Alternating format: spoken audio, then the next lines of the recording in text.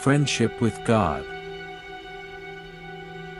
An uncommon dialogue.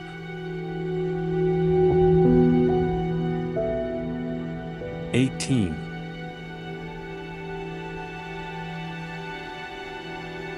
Why are these wonderful truths not taught to us in this way from the beginning?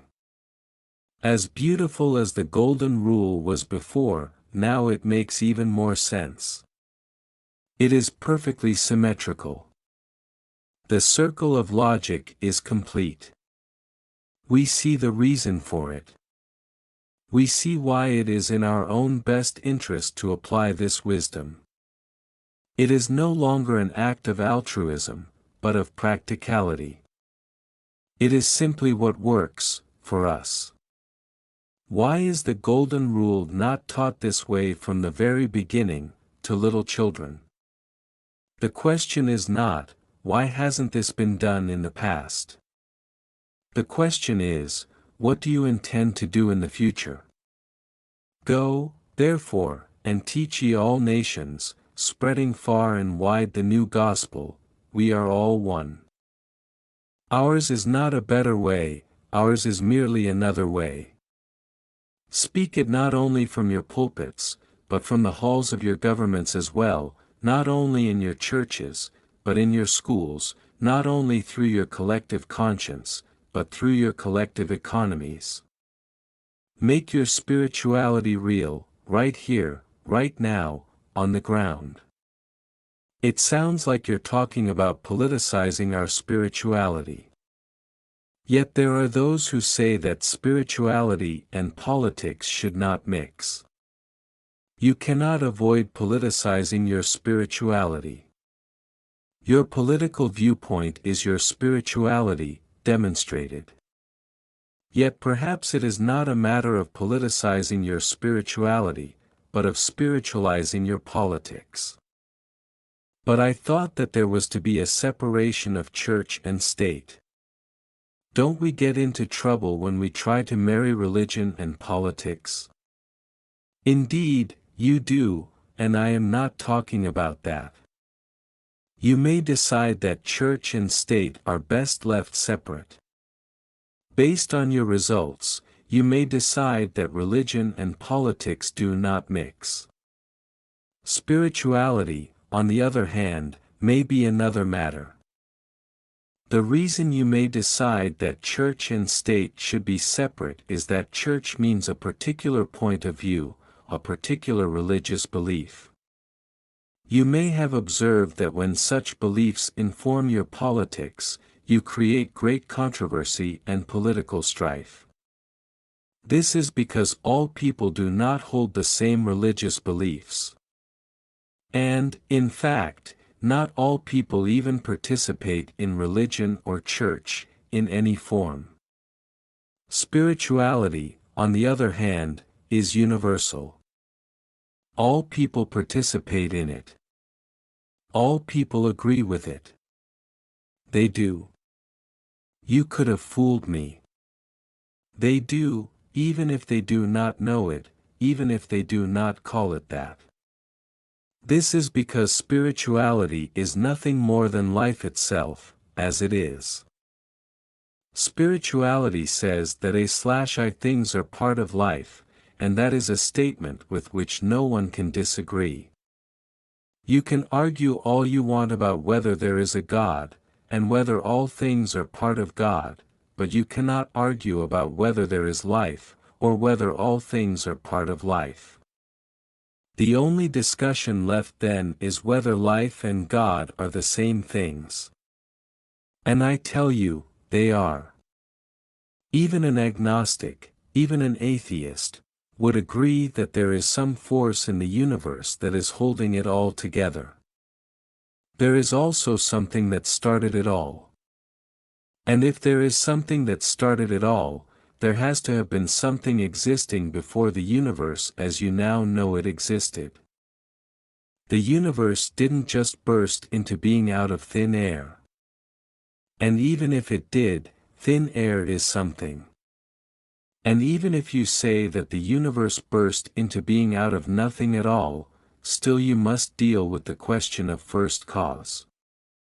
What caused something to arise out of nothing at all? This first cause is life itself, expressing in physical form. It is life, in formation. No one can disagree with this, because this is obviously what's so. You can, however, argue forever, and you have, over how to describe this process, what to call it, what to infer from it, what to conclude. Yet I have told you, this is God. This is what you mean, what you have always meant, by the word God.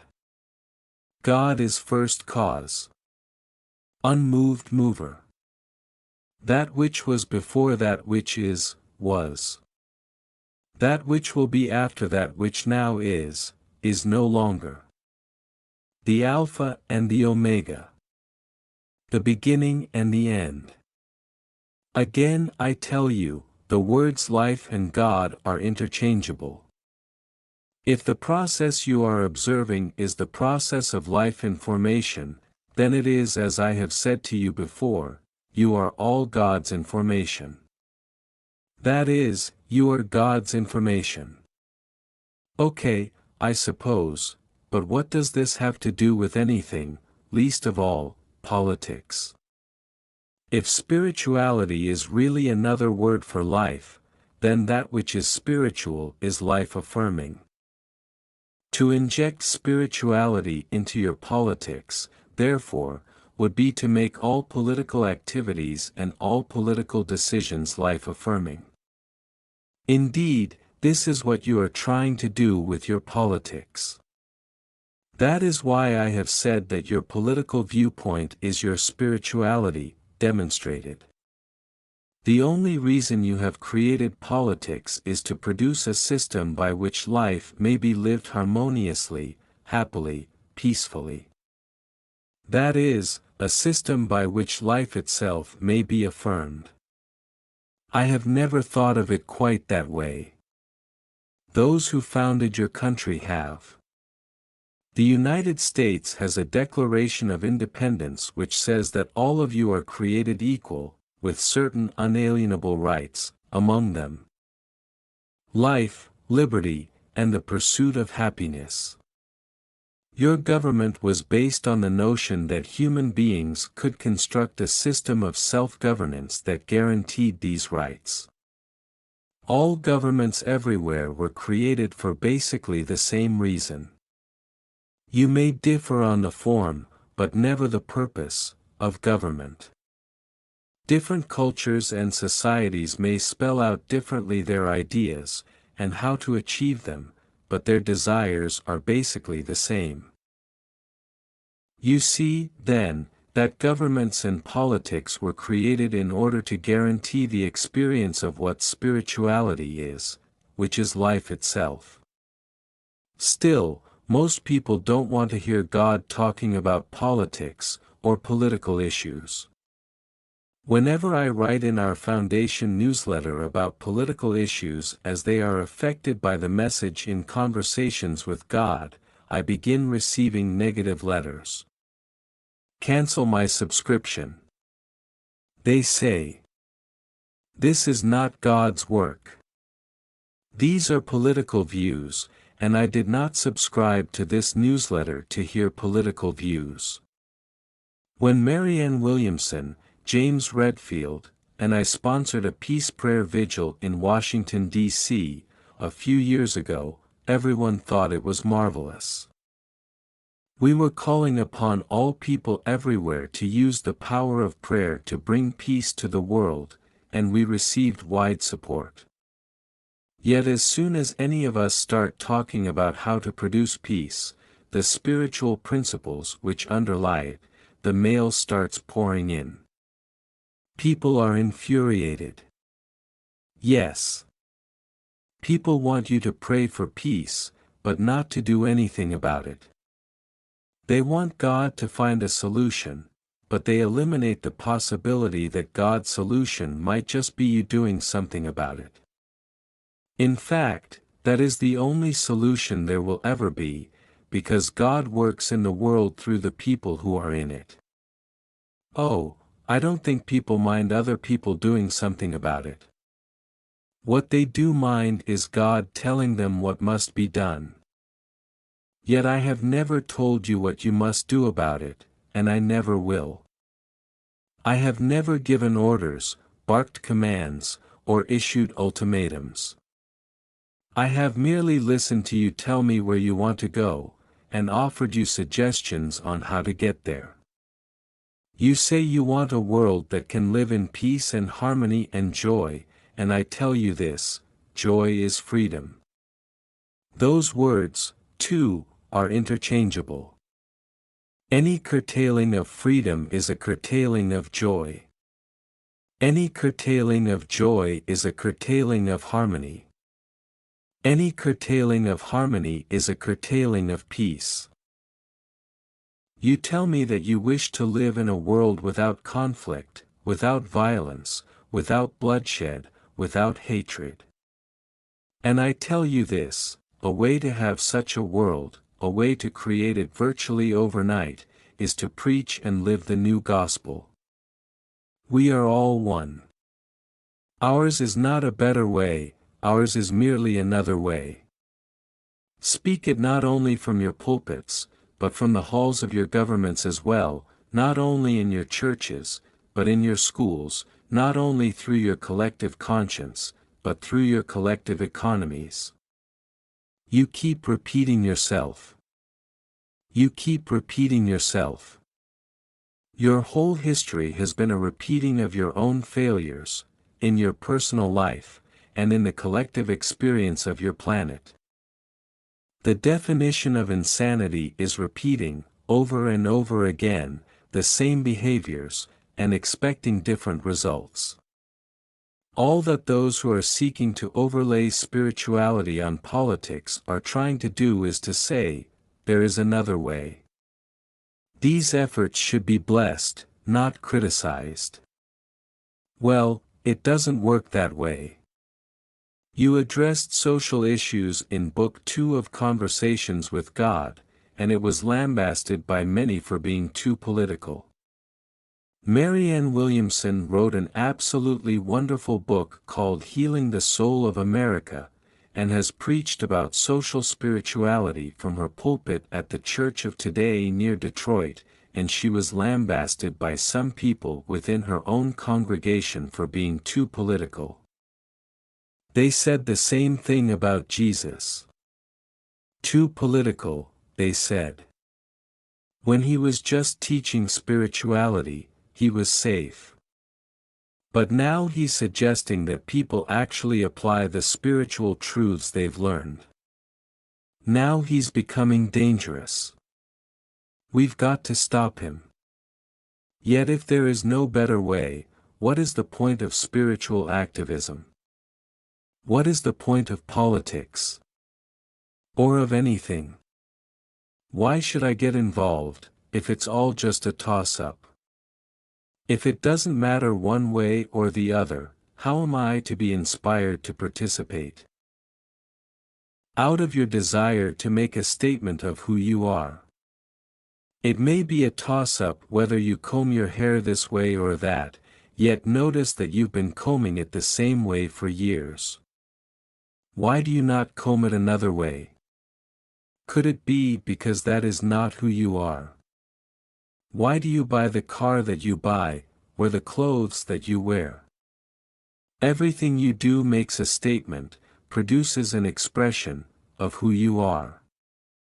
Every act is an act of self-definition. Does this matter? Is defining the self a thing that matters to you? Of course it is. It is the very reason you came here. Who you are is not a toss-up. Who you are is the most important decision you will ever make. The point of the new gospel is not that who you are doesn't matter, but just the opposite. Who you are matters so much that each of you is utterly magnificent. The new teaching is that each of you is so magnificent, that not one of you is more magnificent than the other, not in the eyes of God, and not in your eyes either, if you look with the eyes of God. Because it is impossible for you to better someone, does that take away your reason for living? Because you can't have a better religion, or a better political party, or a better economic system, does not mean you should not have any at all. Must you know that yours will be the better picture before you pick up a brush and paint? Can it not be simply another picture? Another expression of beauty? Must a rose be better than an iris in order to justify its existence? I tell you this, you are all flowers in the garden of the gods. Shall we turn the garden under because one is no more beautiful than another? You have done exactly that. And then you lament, where have all the flowers gone? You are all notes in the celestial symphony. Shall we decline to play the music because one note is no more crucial than another? But what if one note is a sour note? Does the sour note not spoil the symphony? That depends on who is doing the listening. I don't understand. Have you ever heard children sing and experienced the song as beautiful, even though half the notes were off-key? Yes. I have had exactly that experience. And do you imagine that you are capable of an experience of which I am not? I never thought of it that way. And tell me this. If a child is singing off-key, do you tell her to shut up? Is that how you imagine you will encourage her to love music, or to love herself? Or do you inspire her to even greater heights by telling her to keep singing? Of course. I have been listening to your songs for centuries. Your singing is music to my ears. Yet do you imagine that none of you has ever sung off-key? I'm sure one or two of us has. Here, then, is your answer. You are my children. I listen to you sing, and I call it beautiful. There are no sour notes when you sing. There is only you, my child, singing your heart out. You are God's orchestra. It is through you that God orchestrates life itself. There are no sour notes when you play. There is only you, my child, playing your heart out, trying to get it right. If I failed to see the beauty in that, I would have no soul at all. Remember this, always, the soul is that which beholds beauty even when the mind denies it. Oh, that's an extraordinary teaching. Oh, my gosh, what a wonderful insight. Therefore, in life, always see with your soul. Listen with your soul. Even now, concerning the words on the paper right before you, see them with your soul, hear them in your soul.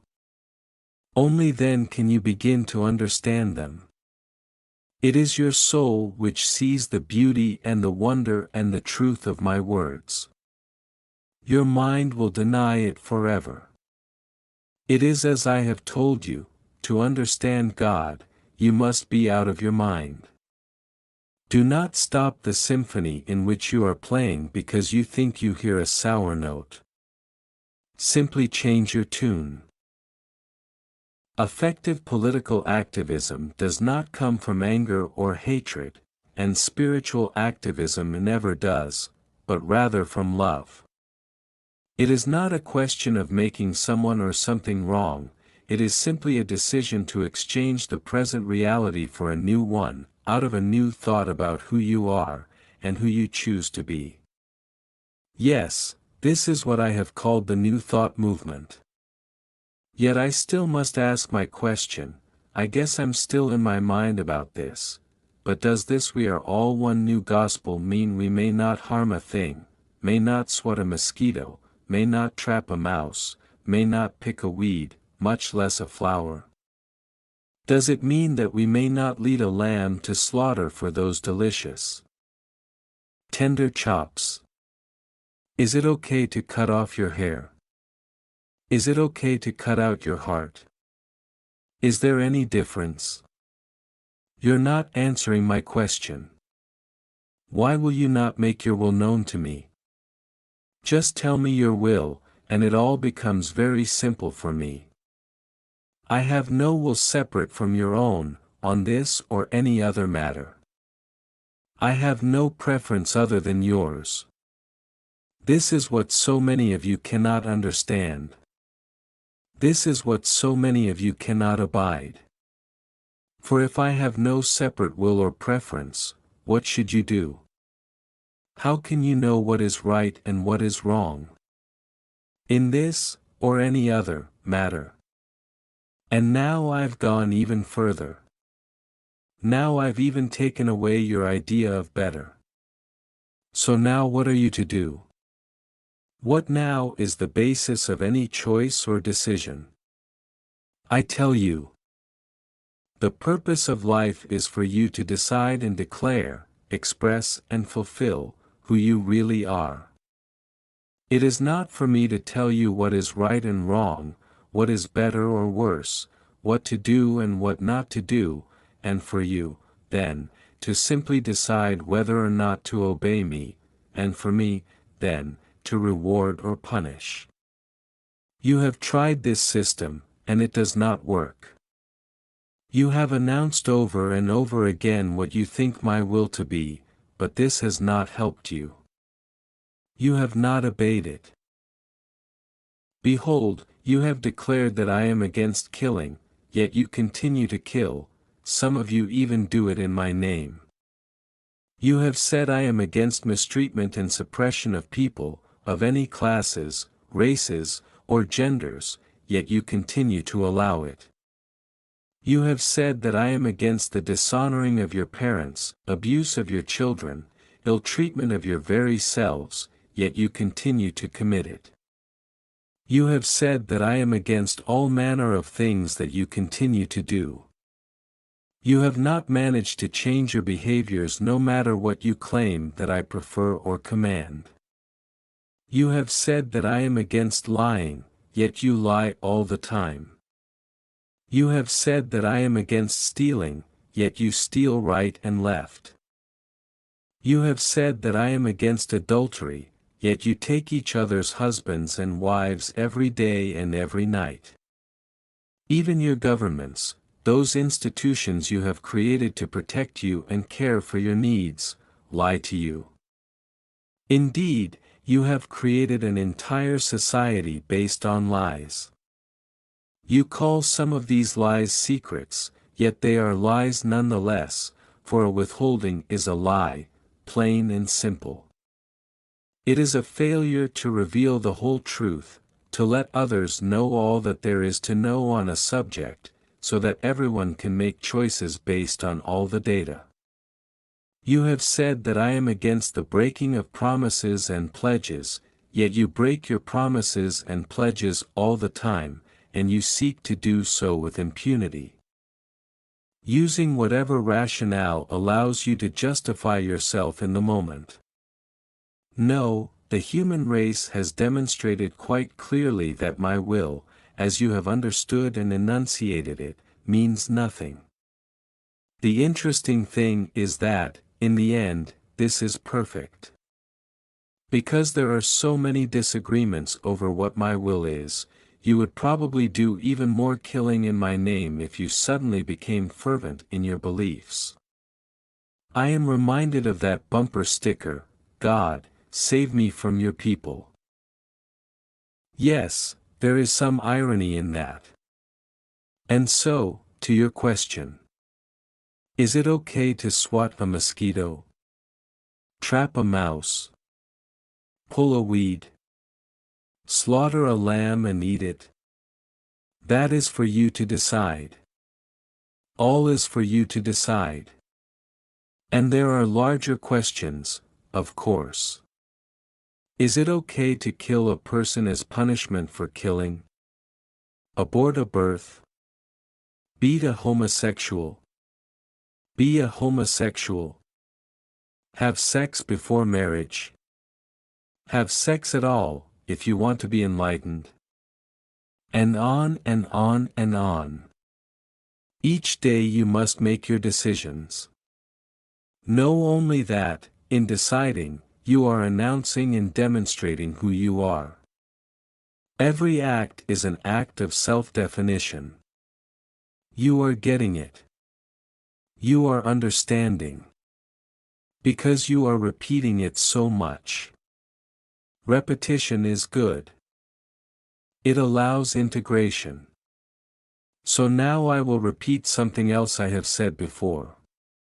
In your daily actions and choices, you are not only announcing who you are also deciding who I am, because you and I are one. Thus, in the largest sense, I am answering the question. I am doing it through you. And that is the only way the question can be answered. Out of your answer will come your truth. This is the truth of your being. It is what you are being, in truth. Remember that you are a human being. What you are being is up to you. Although I have told this to you now many times, this is something you may not have previously seriously considered. Okay, but oneness does not mean equality. Right? Can I at least get that out of you? Oneness does not mean sameness, that is correct. Then what does oneness mean? The question is not, what does oneness mean? The question is, what does oneness mean to you? This is a decision that must be made within each human heart. And out of your decision will you create your future, or end it. Yet even as you ponder this, there is guidance, there is insight, there is wisdom that has been given to you to help you, not to do what is right, because right is a relative term, but to get to where you say you want to go, to do what you say you want to do. As I have noted before, as a human race, as a species, you say that you want to live together in peace and harmony, you want to create a better life for your children, you want to be happy. If on nothing else, on this all of you can agree. And so, this guidance has been given you, and it comes in the form of the 3 points. These are, again, 1, we are all one, 2, there's enough, and 3, there's nothing we have to do. The first point, which we have been discussing at length here, may be more readily and easily applied when the second and third are understood. And I want to keep looking at the application of this wisdom, at how to make it practical in everyday life, so let's get to those other points.